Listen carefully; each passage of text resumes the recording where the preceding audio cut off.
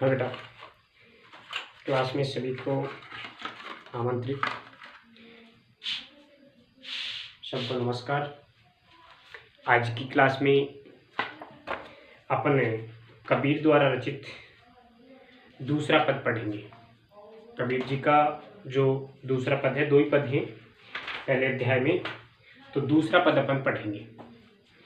तो कबीर के पदों को पढ़ते हैं अपन। कबीर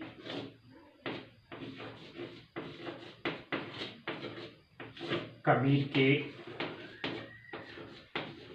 पद, दूसरा पद है। कल का जो अपना कालांतर कल की जो क्लास थी, कल तो खैर क्लास हुई नहीं, पहले की जो क्लास थी उसमें कबीर जी का पहला पद पढ़ा था अपन ने। हम तो एक एक करी जाना। आज अपन दूसरा पद पढ़ रहे हैं और उसकी शुरुआत है, संतो देखत जग बोराना। दूसरा जो पद है वो है, संतो देखत, और लास्ट तक अपन पढ़ रहे हैं, पढ़ेंगे इसको, सहज समाना। सहज समाना। तो बेटा जी ये पद है, इसका अपन भाव लिखेंगे। पहले अपन पढ़ लेते हैं पद को। संतो देखते जग बोराना, सांच कहें तो मारने धावे, झूठे जग पतियाना। नेमी देखा धर्मी देखा, प्रात करई स्नाना। आतम मारी पखान ही पूजे, उनमें कछु नहीं ज्ञाना। बहुतक देखा पीर ओलिया, पढ़े किताब कुराना। के मुरीद तदबीर बतावें, उनमें वही जो ज्ञाना। आसन मारी डिंब धरी बैठे, मन में बहुत गुमाना। पीपर पाथर पूजन लागे, तीर्थ गर्व भुलाना। टोपी पहरे माला पहरे, छाप तिलक अनुमाना। साखी शब्द ही गावत भूले, आतम खबरी न जाना। हिंदू कहे मोहि राम पियारा, तुर्क करे कहे रही माना। आपस में दो लरी लरी मुए, मर्म ने काहू जाना। घर घर मंत्र देत फिरते हैं, महिमा के अभिमाना। गुरु के सहित सीखे सब बूढ़े, अंत काल पछिताना। कहे कबीर सुनो हो संतो, ये सब भ्रम भुलाना। केति के कहो कहा नहीं माने, सहज सहज समाना। तो बेटा पद में कबीर दास जी ने इस पद के माध्यम से उन लोगों पर तीखा प्रहार किया है, उन लोगों को सही रास्ते पर लाने की कोशिश कर रहे हैं जो ईश्वर के नाम पर दिखावा करते हैं, ईश्वर के नाम पर इस मनुष्य में भेदभाव करते हैं और अपने झूठे अभिमान में डूबे रहते हैं। तो कह सकते हैं कि इस पद का जो भाव है वह यह है, कवि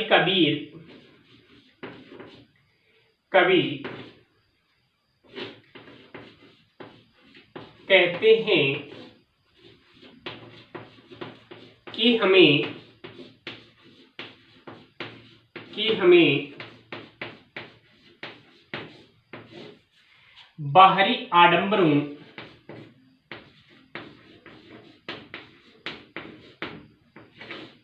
को छोड़कर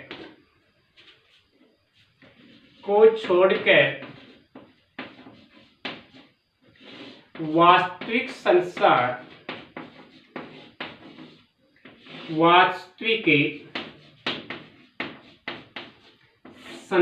में विचरण करना है।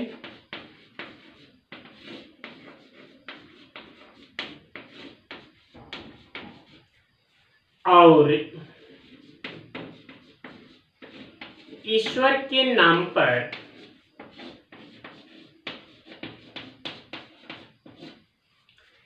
दिखावा नहीं करते हुए, दिखावा नहीं करके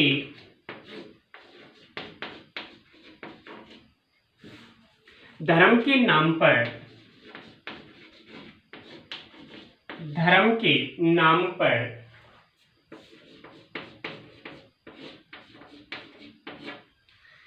मनुष्य को या मनुष्य में भेदभाव नहीं करना है। भेदभाव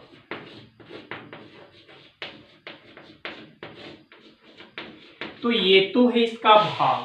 अभी अपन इसके शब्दार्थ देखेंगे पहले, और शब्दार्थ के बाद में इसका अर्थ जानेंगे, इसकी व्याख्या पढ़ेंगे, बाद में इसकी विशेष तथ्यों को देखेंगे। तो शुरू करते हैं, पढ़ते जाइए, साथ साथ शब्दार्थ लिखते जाइए। संतों यानी सज्जन लोगों, कवि ने यहाँ उपदेशात्मक गेय शैली में एक संदेश दिया है। संसार के लोगों को उपदेशात्मक शैली में एक संदेश दिया है जो गेय शैली में लिखित है, और सज्जन लोगों को संबोधित करते हुए लिखा है। क्या लिखा है? संतो देखत जग बोराना। संतो कि हे सज्जन लोगों, संतो यानी सज्जन, जग यानी संसार, बोराना यानी पागल है। बोराना का मतलब है पागल। जग यानी संसार, संतो यानी सज्जन लोगों, महंत लोगों। संतो देखत जग बोराना कि हे सज्जन लोगों, कि हे सज्जन मनुष्य, यह जो बाहरी संसार है, यह जो बाह्य संसार है, यह पागल हो गया है। इस संसार के जो लोग हैं, ये इस संसार की मोह माया में, इस दिखावटी संसार में पागल हो गए हैं। वे दिखावे में डूब गए हैं, इसलिए पागल हो गए हैं। कैसे कैसे हो गए, क्यों हो गए पागल? कारण बताए यहाँ। सांच कहो तो मारन धावे, कि इस संसार के लोगों को यदि सत्य बात कही जाती है, सत्य बात, कोई बात सही कही जाती है, तो लोग मारने के लिए दौड़ते हैं। धावे यानी दौड़ना, मारने यानी मारने। धावे यानी दौड़ना, मारने यानी मारने। सांच यानी सत्य, कि इस संसार के लोगों को यदि कोई वास्तविक बात कही जाती है, सही रास्ता दिखाने की बात कही जाती है, सही रास्ते पर ले जाने की बात कही जाती है, तो मारने के लिए दौड़ते हैं। और झूठे जगपतियाना, और जब इस संसार के लोगों को झूठी बात कही जाती है, गलत रास्ते पर ले जाया जाता है, तो उस पर विश्वास किया जाता है। पतियाना का मतलब है विश्वास करना। तो कवि ने कहा है कि संसार के लोग पागल हो गए हैं। क्यों हो गए हैं? कि जब उनको कोई सही रास्ता दिखाया जाता है, सही बात कही जाती है, तो मारने के लिए दौड़ते हैं, और झूठी बातों पर इस संसार के लोग विश्वास करते हैं। नेमी देखा धर्मी देखा। नेमी यानी नियमों का पालन करने वाले, नियमों से चलने वाले। धर्मी यानी धर्म में विश्वास रखने वाले, धर्म का गुणगान करने वाले, धर्म पर विश्वास रखने वाले। तो नेमी देखा धर्मी देखा। कवि कहते हैं कि संसार में हमने नियमों का पालन करने वाले बहुत से लोग देखे हैं, और धार्मिक कार्य में विश्वास करने वाले, धर्म में विश्वास करने वाले लोग भी बहुत देखे हैं। प्रात करई स्नाना, और वे अपने नियमों पर चल करके अपने धर्म के अनुसार नियमों का पालन करते हुए वे प्रात यानी प्रातः काल, सुबह के समय, प्रातः काल सुबह के समय वे नियमों के अनुसार अपना स्नान ध्यान करते हैं। स्नान यानी स्नान। आत्म मारी पखान ही पूजे, और वे अपने नियमों का हवाला देते हुए, अपने धर्म का हवाला देते हुए वे क्या करते हैं? आत्म मारी, कि अपनी आत्मा में बैठे हुए ईश्वर को तो मार देते हैं, यानी अपनी आत्मा की बात को तो स्वीकार नहीं करते। आत्म यानी आत्मा, मारी यानी मारना, पखान ही यानी पत्थर, पूजे यानी पूजना। आत्म मारी पखान ही पूजे, कि ये संसार के लोग आत्मा में बैठे हुए ईश्वर को तो मारते हैं, मार देते हैं, और मंदिर मस्जिद में जाकर के पत्थर वगैरह की पूजा करते हैं। मंदिर मस्जिद में जाकर पत्थर इत्यादि पूजते हैं। उनमें कछु नहीं ज्ञाना, जिनमें किसी भी प्रकार का कोई सार नहीं है, कोई ज्ञान की बात नहीं है।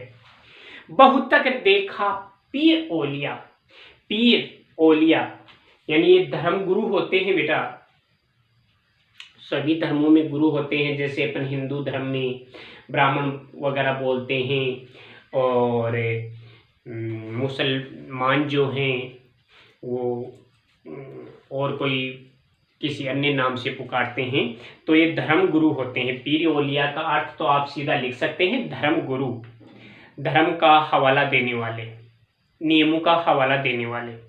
बहुतक देखा पीर ओलिया, कभी कबीर कहते हैं कि संसार में मैंने बहुत से धर्म गुरु देखे हैं, धर्म का उपदेश देने वाले देखे हैं, धर्म का हवाला देने वाले देखे हैं, धर्म के नियम बताने वाले देखे हैं।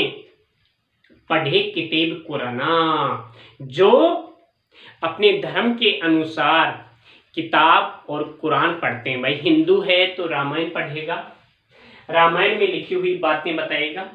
मुसलमान है तो कुरान, ईसाई है बाइबल वगैरह, यानी कि बाइबल, ये जो अपने अपने सब जो धर्म ग्रंथ हैं, उन धर्म ग्रंथों के अनुसार अपने धार्मिक ग्रंथ पढ़ते हैं। के मुरीद तदबीर बतावे, तो वे धर्म गुरु जिनको स्वयं को किसी बात का ज्ञान नहीं है, वे अपने शिष्यों को इस संसार सागर को पार करने के लिए क्या उपाय बताएंगे। मुरीद यानी शिष्य, तदबीर यानी उपाय, यानी ये संसार रूपी जो समुद्र है, इस संसार रूपी समुद्र को पार करने के लिए ऐसे लोग क्या उपाय बताएंगे। ऐसे लोग जो स्वयं अंधकार में डूबे हुए हैं, वे क्या उपाय बताएंगे। उनमें वह जो ज्ञान है, उनमें किसी प्रकार का कोई ज्ञान नहीं है। उनमें कोई ज्ञान होगा तभी तो इस संसार रूपी समुद्र को पार करने वाली नौका थमाएंगे। आसन मारी डिम धरी बैठे, ये धर्म गुरु तो केवल दिखावा करते हैं। ये जो धर्म गुरु हैं, ये केवल धार्मिक दिखावा करते हैं। वे केवल आसन मार करके घमंड के साथ, पालती मार करके, आसन का मतलब है अपना आसन जमा करके, डिंब धरी बैठे, घमंड के साथ में, अभिमान के साथ में आसन लगाकर बैठ जाते हैं। मन में बहुत गुमाना, और उनके मन में बहुत बड़ा गुमान हो। देखिए ये तो सही है, जिसको धर्म, वास्तविक धर्म का ज्ञान होता है, ईश्वर का ज्ञान होता है, सद्मार्ग का ज्ञान होता है, जो सज्जन होते हैं उन्हें तो ईश्वर तक पहुंचने का, ईश्वर का गुणगान करने का ज्ञान होता है। लेकिन जो झूठे धर्मगुरु होते हैं वे केवल दिखावा करते हैं। तो कवि ने उन्हीं का विरोध किया कि आसन मारी डिंब धरी बेटी, कि ऐसे लोग झूठा दिखावा करके आसन जमा करके बैठ जाते हैं और झूठा ही घमंडे करते हैं, मन में, अपने हृदय में काफी कुछ घमंड रखते हैं। पीपर पाथर पूजन लागे और वे लोग पीपल को, पत्थर को पूजते हैं। भाई अगर आपने अपनी आत्मा को ही मार दिया, आत्मा सो परमात्मा, प्रत्येक घट में, कबीर के अनुसार प्रत्येक घट में, प्रत्येक हृदय में ईश्वर का निवास है। इसलिए अपनी आत्मा में बैठे हुए ईश्वर को पूजो। पीपल और पत्थर को पूजने से कुछ नहीं। पीपर पाथर, पीपर यानी पीपल, पाथर यानी पत्थर, पूजने पूजना, लागे नहीं लग, यानी कि ये पीपल और पत्थर इत्यादि को पूजने लग जाते हैं। तीर्थ गर्व भुलाना, और तीर्थ यात्राओं, अपने जो धर्म के, जो आस्था के जो केंद्र हैं उनमें वे घूमते फिरते हैं और तीर्थ के नाम पर झूठा ही घमंडे करते हैं, अपने घरों में डूबे रहते हैं। टोपी पहरे, माला पहरे, और देखिए जो धर्म गुरु हैं ये कितना दिखावा करते हैं। ये धर्म गुरु कितना दिखावा करते हैं, ये कितने दिखावे में डूबे रहते हैं, कितने आडंबरी होते हैं ये लोग। कैसे? टोपी पहरे, माला पहरे, कि अपने धर्म के अनुसार टोपी धारण कर लेते हैं सिर पर और माला धारण कर लेते हैं, छाप तिलक अनुमाना, और अपने मस्तक पर चौड़ा टीका लगा लेते हैं, तिलक लगा लेते हैं और झूठा ही दिखावा करते हैं। साखी शब्द ही गावत भूले, और जो सच्ची ज्ञान की बातें हैं, ईश्वर के जो पद हैं, ईश्वर भक्ति के जो पद हैं, ईश्वर भक्ति के दोहे हैं, जो साखियां हैं, जो साक्षी हैं, शब्द हैं, उन सब को गाना भूल जाते हैं। यानी वे तो उन्हें आते ही नहीं, आत्म खबरी ने जाना, और अपनी आत्मा में बैठे हुए ईश्वर को वे नहीं पहचाने पाते हैं, आत्मा को भूल जाते हैं। हिंदू कहे मोहि राम प्यारा, तुर्क कहे रहीमाना, और वे अपने धर्म के अनुसार ईश्वर में भेद करते हैं।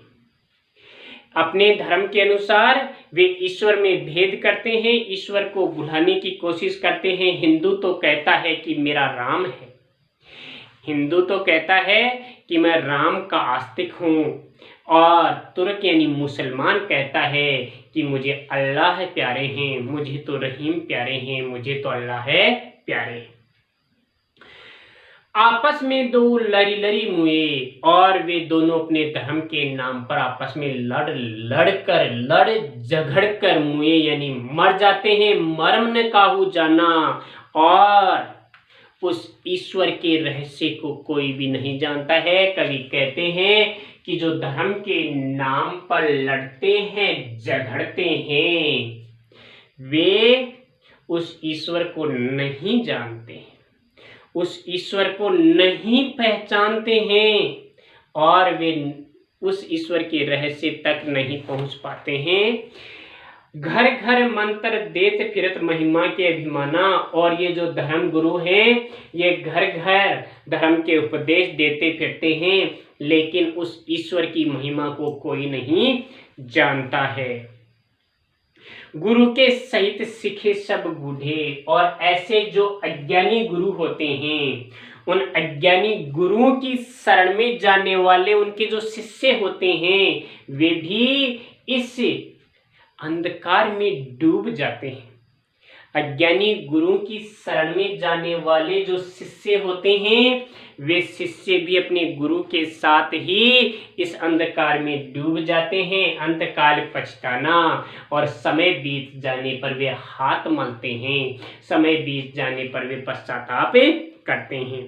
कहे कबीर सुनो हो संतो, इसलिए कबीरदास जी कहते हैं कि हे सज्जन लोग, कबीर कहते हैं कि हे सज्जन लोगों, आप मेरी ज्ञान की बात सुनो, सब भ्रम भुलाना, और जो आपका जो जितना भी रहस्य है, जितना भी जो संदेह है, उस सब को भुला दो। कहती के कहो कहाँ नहीं माने, लेकिन इन लोगों को तो चाहे कोई कितना भी क्यों नहीं कहे, ऐसे अज्ञानी लोगों को तो चाहे कोई कितना भी क्यों नहीं कहें, वे नहीं मानते हैं सहज समाना, और वे तो अपने सहज रूप में ही समाहित होते हैं। वे तो अपने वास्तविक रूप में ही अपने जीवन को अपने लीन करते हैं, अर्थात वे इस अंधकार में ही डूब।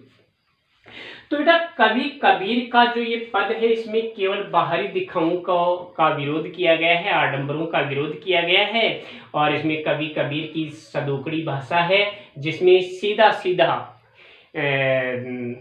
उपदेश दिया गया है, और इसमें अनुप्रास से अलंकार है, पद शैली है, और कवि ने ईश्वर के नाम पर भेद करने वाले लोगों पर विरोध किया है, उनको सही रास्ते पर लाने की बात कही गई है। तो आज की क्लास में ये एक ही अपन पद पढ़ेंगे, आगे अपन कल पढ़ेंगे। धन्यवाद।